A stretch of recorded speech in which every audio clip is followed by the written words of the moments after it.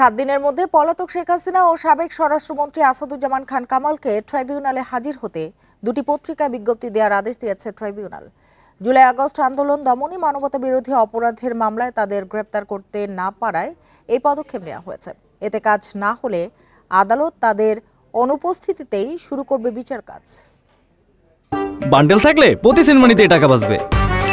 বিকাশ send money bundle কিনে জিতুন প্রতি লেনদেনে। ছাত্র জনতার আন্দোলন দমাতে হত্যার উস্কানি ও হত্যায় মারণাস্ত্র ব্যবহারের নির্দেশ দেওয়া সহ 5 অভিযোগে 1 জুন শেখ হাসিনা সহ 3 আসামির বিরুদ্ধে অভিযোগ আমলে নেয় ট্রাইব্যুনাল।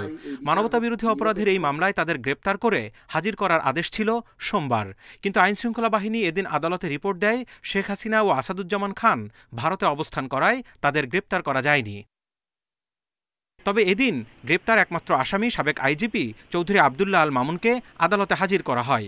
বিধান অনুযায়ী পলাতক 2 আসামিকে 24 জুন ট্রাইব্যুনালে হাজিরের নির্দেশ দিয়ে ইংরেজি ও বাংলা দুটি পত্রিকায় বিজ্ঞপ্তি প্রকাশের আদেশ দেন আদালত। আদালতের এই আদেশটি দুটো বাংলাদেশের বহুল প্রচারিত পত্রিকায় বিজ্ঞপ্তি দেওয়ার জন্য আদেশ দিয়েছেন। এই পত্রিকায় বিজ্ঞপ্তি প্রকাশের পরেও আসামিরা আদালতে উপস্থিত না হন, তাহলে আদালত তাদের অনুপস্থিতিতে বিচারের রাস্তায় অগ্রসর হবেন। এদিকে সোমবার ভোর 5:30টার দিকে আন্তর্জাতিক অপরাধ ট্রাইব্যুনালের দ্বিতীয় গেটের সামনে দুটি ককটেল ছোড়ে দুর্বৃত্তরা। এর মধ্যে একটি বিস্ফোরিত হয়। তবে এসব ঘটনা আমলে নিচ্ছে না প্রসিকিউশন।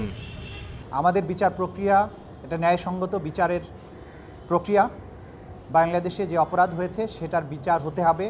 এটা ন্যায় বিচারের দাবি, আইনের দাবি, জাতীয় প্রত্যাশা। সেটা স্মুথলি অগ্রসর হতে থাকবে।